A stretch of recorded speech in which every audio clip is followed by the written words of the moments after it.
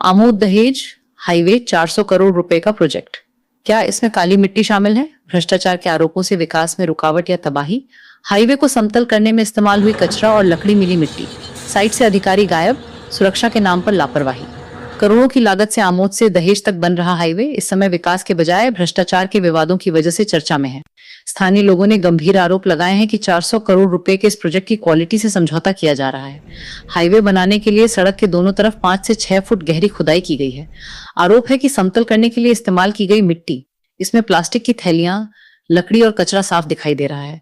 सवाल ये उठता है कि क्या इतनी घटिया मिट्टी से बनी सड़क ज्यादा दिन चलेगी या भविष्य में हाईवे को ऐसे ही खड़ा करने का इंतजाम किया जा रहा है। सबसे चौंकाने वाली बात यह है कि जब काम चल रहा होता है तो साइट पर न तो कोई कॉन्ट्रैक्टर, न सुपरवाइजर और न ही इंजीनियर मौजूद होता है। ट्रक ड्राइवर अपनी मर्जी से मिट्टी डाल रहे हैं। इसके अलावा यह भी आम चर्चा है कि रॉयल्टी चोरी करके रात में मिट्टी ले जाई जा रही है। ये काला खेल किसकी निगरानी में चल रहा है, ये जांच का विषय है। हाईवे पर सेफ्टी वॉल या चेतावनी बोर्ड की कमी है। कुछ जगहों पर तो टूटी हुई प्लास्टिक की पट्टियां ही लगाई गई हैं। काफी बैरिकेडिंग न होने से गाड़ी चलाने वालों की जान खतरे में पड़ गई है। अगर कोई बड़ा हादसा होता है तो इसके लिए कौन जिम्मेदार होगा? एजेंसी, कॉन्ट्रैक्टर या मूक दर्शक? ये मांग जोरदार तरीके से उठाई गई है कि काम प्रोजेक्ट के अनुमान के मुताबिक हो और जिम्मेदार अधिकारियों की मौजूदगी में क्वालिटी की जांच हो। अगर जल्द ही सुधार नहीं हुआ तो ऊंचे लेवल पर शिकायत करने की धमकी दी गई है। रिपोर्टर भरूच, भरत मिस्त्री। साजिद पटेल। શું સમસ્યા હતી સાજીદભાઈ? અહીંયા સમસ્યામાં એવું છે કે આ લોકો આ હાઈવેનું કામ હમણાં ચાલુ થયું છે, જેનો ગવર્મેન્ટે ખૂબ મોટો ફંડ એવો હાઈવે છે આ દહેજ થી આમોદ। એમાં પહેલા આપણે તે દિવસે હું અહીંયાથી જતો તો મેં પૂછ્યું તો એ લોકો સાઈડની ઢાળો ખોદીને ફેલાવતા હતા।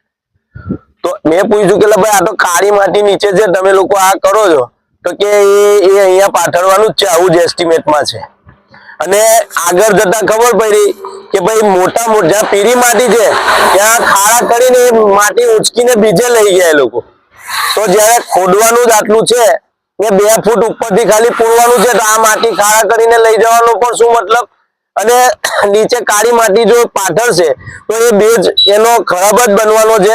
અને જેમ જૂના કામ થયા નેશનલ હાઈવે નંબર 64 અને એમાં જે રીતે ખાડા પડી ગયા અને વર્ષ ઉપર નહીં ચાલ્યો ને 2-4 મહિનામાં રોડ તૂટી ગયો, એવું કદાચ અહીંયા થાય જો એસ્ટિમેટ મુજબ કામ ના થાય તો। કહેવાનો મતલબ એવો છે કે પીરી માટી કાઢી જાય ને કાળી માટી હા, પીરી માટી કાઢી જાય ને કાળી હોય તો ત્યાં ને ત્યાં ફેલાઈ દે છે। તો આ વાત ખ્યાલમાં બરાબર આવતી નથી। હવે અધિકારીઓ અહીંયા ખૂબ જ ધ્યાન આપવાની જરૂર છે। અહીંયા કોઈ હોતું જ નથી, એના ઇન્સ્પેક્શનમાં કોઈ દેખાતું નથી। ખાલી એક માણસ સુપરવાઇઝર જે તે કંપનીનો અને કામ કરવા વાળા મજૂરો કે જેસીબી જે હોય તે જ કામ કરતા હોય છે, કે ઇન્સ્પેક્શન વાળું કોઈ હોતું નથી। શું થવું જોઈએ આ બાબતે? અધિકારીઓએ ખૂબ જ ધ્યાન આપવું જોઈએ। આપણા દેશમાં વિકાસના કામો તો થાય જ છે, ગવર્મેન્ટ ફંડ ફાળવે જ છે, પણ એ ફંડનો વ્યવસ્થિત રીતે ઉપયોગ ના થતો હોય અને અધિકારીઓ આ કાળા કાન કરીને કોન્ટ્રાક્ટરોને છાવરતા હોવાને કારણે ગવર્મેન્ટ પણ બદનામ થાય છે અને ગવર્મેન્ટને ફંડનો મિસયુઝ થાય છે અને આ જ કામ થોડા જ સમયમાં ખરાબ થાય છે અને પછી બૂમો આવે છે કે અમરાજભાઈનો ખરાબ થઈ ગયો અને પાછો ફરીથી એને ફંડ ફાળવીને ફરી કામ કરવા માટે મજબૂર બને છે સરકાર।